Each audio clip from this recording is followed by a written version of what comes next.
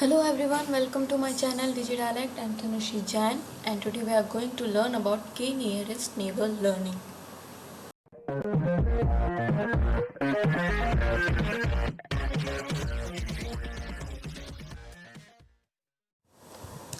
The K nearest neighbors, उसको KNN भी बोलते हैं, is a simple, easy to implement, supervised machine learning algorithm that can be used to solve both classification and regression problem.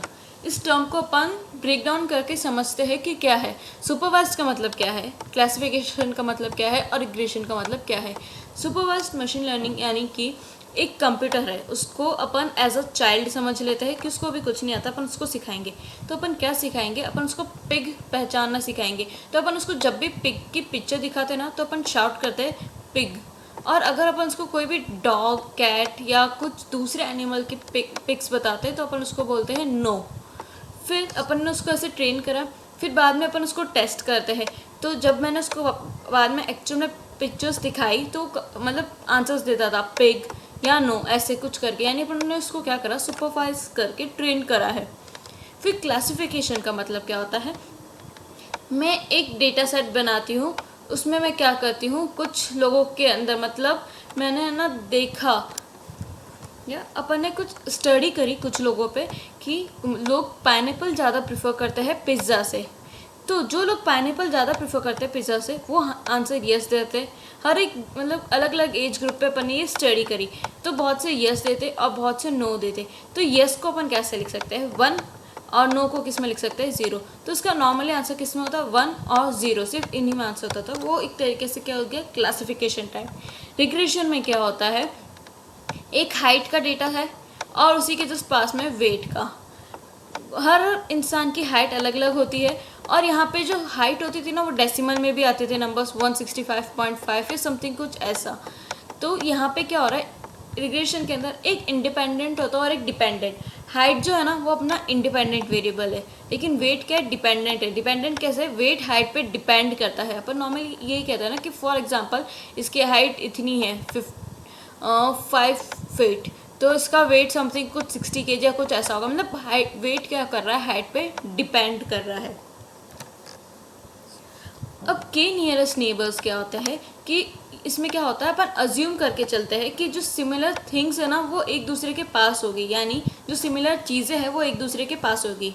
यहाँ example में देखिए, अपन इसको बोलते हैं कि आप अपने फ्रेंड्स के बारे में बताएं तो हम आपको आपके बारे में बता देंगे कि आपके नेबर्स कौन है. फॉर एग्जांपल यहाँ पे कुछ सिंगिंग का ग्रुप है, कुछ आर्टिस्ट लोगों का, कुछ फुटबॉल खेलने वालों का. अगर ये बोलता है कि इसके फ्रेंड्स जो है वो सारे आर्टिस्ट है, तो अपन ये कह सकते हैं ना कि ये भी एक तरीके से आर्टिस्ट ही होगा, ये अज्यूम करके चलते हैं. और या फिर एक और चीज़, अपन देखते हैं सारी बर्ड्स एक साथ होती है, एक जैसी बर्ड्स जो होती है ना वो एक साथ फ्लाई कर रही होती है. तो वो वाली चीज़ की मतलब सिमिलर चीज़ें एक दूसरे के आसपास ही होगी. KNN algorithm hinges on this assumption being true enough for the algorithm to be useful. KNN captures the idea of similarities, sometimes called distance, proximity or closeness. मतलब कि distance closeness होगी, अगर वो चीज़ें आसपास है तो वो एक दूसरे से रिलेटेड होगी. With some mathematics we might have learned in our childhood calculating the distance between 2 points. तो अपन यहाँ पे क्या करते हैं, 2 पॉइंट के बीच में डिस्टेंस देखते हैं, जो पास में होगा अपन वो चीज़ देखते हैं. तो अपन ने डिस्टेंस के बहुत सारे मेथड्स देखे कि 2 पॉइंट के बीच में कैसे डिस्टेंस निकालते हैं ग्राफ में. बहुत सारे वेज होते हैं, लेकिन यहाँ पे अपन क्या प्रेफर कर रहे हैं, एक यूक्लिडियन डिस्टेंस यानी कि स्ट्रेट लाइन डिस्टेंस. ये पॉपुलर है और एक फैमिलियर चॉइस है. इसके अलावा आप और भी फॉर्मूला यूज़ कर सकते हैं डिस्टेंस मेजर करने के.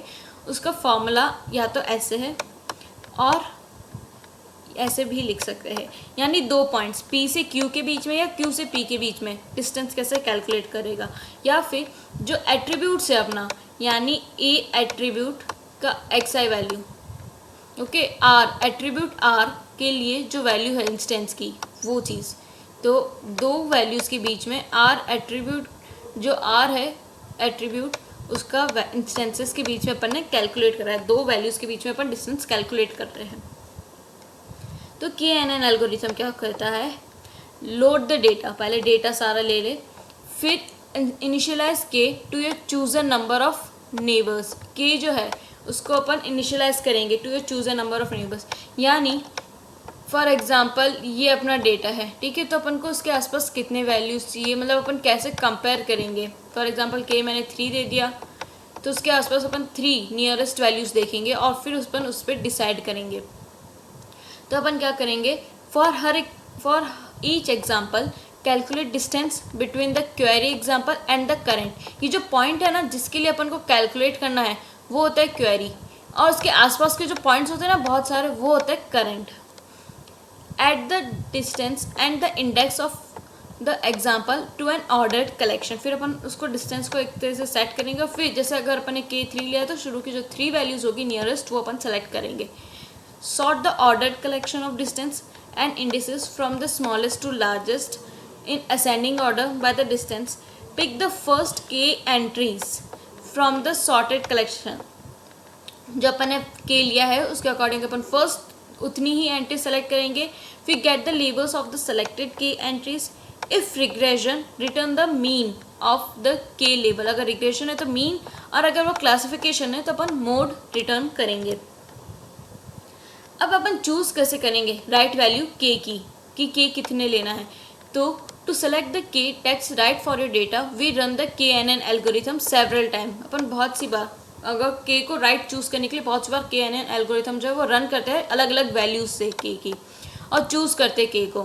That reduces the number of error we encounter while maintaining the algorithm's ability to accurately make predictions when it's given data it has not seen before. तो अपन ऐसे हर बार मतलब ट्राई करते रहते हैं के की वैल्यू रिड्यूस, इससे एरर कम होती जाती है, और ऐसा डेटा जो उसने कभी देखा नहीं हो और उस पर अगर उसको प्रेडिक्ट करना हो तो वो सही से एक्यूरेटली प्रेडिक्ट कर पाएगा। तो के की वैल्यू है ना, अगर अपन ने 1 ली, जैसे ही मतलब के की वैल्यू अगर अपन कम करते जाएंगे ना तो जो प्रेडिक्शन होगा ना वो लेस स्टेबल होगा। लेस स्टेबल क्यों होगा, इन पॉइंट्स को समझना। फॉर एग्जाम्पल मैंने के की वैल्यू ले ली है 1, ओके। अब यहाँ पे अगर मैं k की वैल्यू 1 ले लेती हूँ और ये मेरा क्वेरी पॉइंट है और बाकी के मेरे करंट पॉइंट है, ये कुछ रेड कलर से है और एक जो है वो इसके पास में ही है, ठीक है, ग्रीन कलर का। अब अगर मैंने इसको k की वैल्यू 1 ले ली है तो इसके सबसे पास में क्या है, एक पॉइंट ही देखेगा और सबसे पास में क्या है वो, तो वो क्या कर लेगा, उसको ग्रीन का ही पार्ट मान लेगा। लेकिन एक्चुअल में तो ग्रीन का पार्ट क्या पता नहीं हो, क्योंकि यहाँ पे तो ग्रीन सिर्फ एक ही है, बाकी सारे तो मेरे रेड वैल्यूज़ है, तो ये एरर आएगी। तो आप जितनी कम k की वैल्यू लेंगे तो अपना जो प्रेडिक्शन है वो लेस स्टेबल रहेगा। Imagine k equals to 1, we have a query point surrounded by several red, बहुत सारे रेड है लेकिन एक ही ग्रीन है, तो उसमें क्या करेगा, वो जो ग्रीन है ना वो भी पास में, तो ग्रीन को सेलेक्ट करेगा, लेकिन एक्चुअल आंसर क्या पता रेड हो, तो वो वाला इशू रहेगा। और अगर अपन बहुत ज़्यादा नंबर्स ले लेंगे तो क्या करेगा, फार यानी बहुत दूर के भी ले लेगा। फॉर एग्जांपल मैंने 100 ले लिया k की वैल्यू, तो कितने दूर तक देखेगा उन 100 वैल्यूज में, तो इतना ज़्यादा भी नहीं लेना है और ना ही इतना कम लेना है। Thank you friends. इस टॉपिक के रिगार्डिंग कोई भी डाउट है तो कमेंट में मेंशन करें। वीडियो अच्छा लगा तो लाइक करें, शेयर करें और सब्सक्राइब करें मेरे चैनल को। Thank you.